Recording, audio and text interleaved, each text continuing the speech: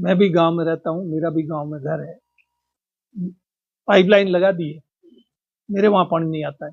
एक चाय बेचने वाला व्यक्ति, देश का मालिक, देश का प्रधानमंत्री है, ये पद पे बैठ गए। मुझे तो ऐसा लगता है 1 साल के अंदर अभी मनीषा जी ने, सांसद महोदय ने, राजेश जी ने आपको बताया किस प्रकार से यहाँ की जनता 1 साल के शासन से त्रस्त है।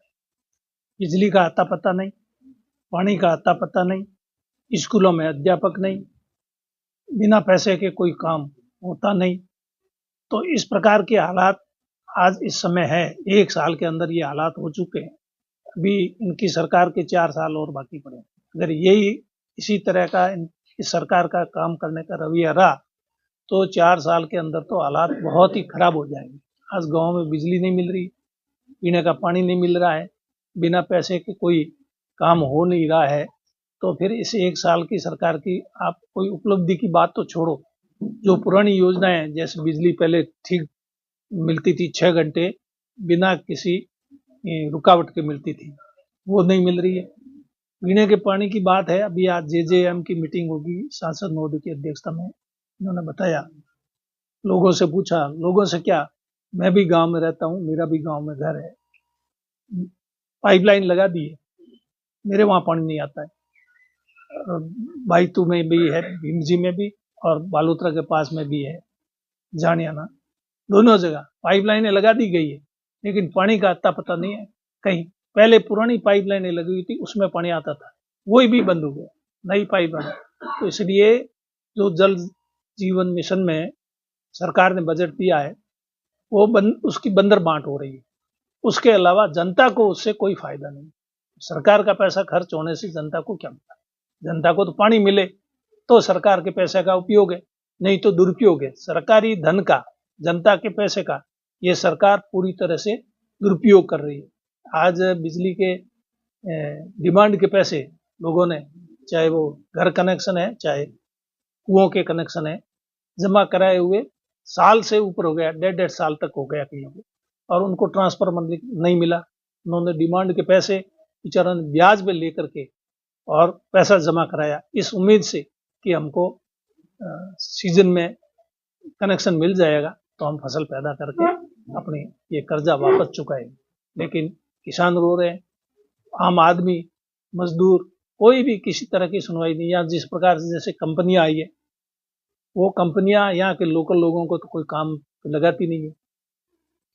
तो जब लोकल लोगों को कोई काम नहीं मिला तो यहाँ ये जो इतना निवेश किया या ये कंपनी आई, इससे यहाँ के लोगों को क्या फायदा हुआ? तो सरकार पूरी तरह से फेल है, कोई काम कर नहीं रही है, और 4 साल में तो बहुत बुरा हाल हो जाएगा। और खास करके अभी संसद के अंदर भारत के गृह मंत्री अमित शाह ने जो बयान दिया, उससे देश की जनता में बहुत आक्रोश है। केवल कांग्रेस पार्टी के लोगों ने, पूरी देश की जनता में यह आक्रोश है। यहाँ तक कि भारतीय जनता पार्टी से जुड़े लोगों में भी बहुत भारी आक्रोश है, लेकिन उनकी मजबूरी, वो इस तरह से खुल के सामने नहीं आ सकती। अंदर ही अंदर वो भी दुखी है इस तरह के बयान से, क्योंकि उन्होंने इस प्रकार का बयान दिया कि क्या अम्बेडकर कर रखा है? क्या अम्बेडकर जी का नाम लेना कोई गुनाह है क्या? जिस व्यक्ति ने इस देश को संविधान दिया, आज उस संविधान की वजह से ये देश चल रहा है। आज मोदी जी और अमित शाह जिन पदों पर बैठे हैं, क्या ये इस संविधान नहीं होता तो ये इन पदों पे बैठ जाते क्या? उम्मीद कर सकते हैं एक चाय बेचने वाला व्यक्ति, देश का मालिक, देश का प्रधानमंत्री है, ये पद पे बैठ गए। मुझे तो ऐसा लगता है कि इनको, नरेंद्र मोदी को, अमित शाह को बहुत अहंकार आ गया। अहंकार का अंत हो सकता है। राजा रावण में अहंकार आया था, उसका अंत हुआ था। मुझे लगता है ये अहंकार इनका अंत करेंगे, यही एक इनके अंत का जरिया मुझे लग रहा है। तो अहंकार नहीं करना चाहिए इनको। बाबा साहब को इनको नमन करना चाहिए कि बाबा साहब, आपने ऐसा संविधान बनाया हिंदुस्तान में जिसकी वजह से मैं यहाँ तक पहुंचा हूँ, नहीं तो हमारा यहाँ कहाँ ठिकाना था। हिंदुस्तान में राज करने वाले कोई और थे, हम लोग भी यहाँ तक पहुंचे हैं तो ये बाबा साहब के दिए हुए संविधान की वजह से पहुंचे, नहीं तो हम भी खेत के अंदर काम करते, खेती बाड़ी का, मवेशी चलाते, यहाँ तक पहुंचने का कोई सवाल ही नहीं होता। तो बाबा साहब की जो देन है इस देश को वो और किसी व्यक्ति की ऐसी देन नहीं, और उसको तो पूजा जाए, तो जितना पूजा जाए, नाम बार बार अम्बेडकर अम्बेडकर लेने की बात तो अलग है, उनको पूजा जाए तो ही कम है।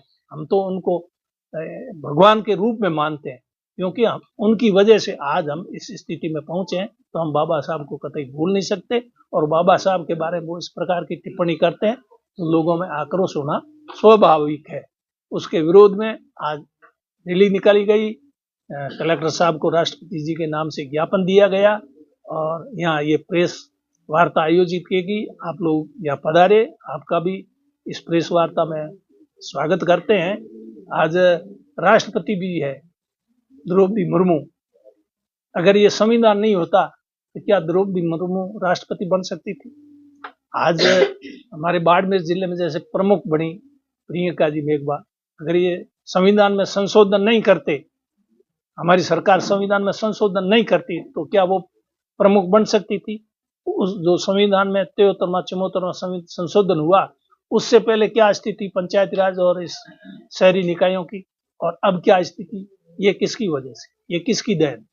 तो इसलिए इन लोगों को, लेकिन इनको अब एक ही इनका मकसद है कि विपक्ष को खत्म कर दो, हमारे खिलाफ कोई भी आवाज उठाए, हमारी कमजोरी को कोई भी उजागर करे, उसको तहस नहस कर दो।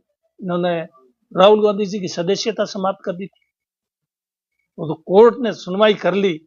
अगर कोर्ट फैसला नहीं करती तो राहुल जी की वो लोकसभा की सदस्यता तो चली ही गई थी, उनको मकान तक खाली करा दिया गया था, उनको अपने मकान में जाना पड़ा।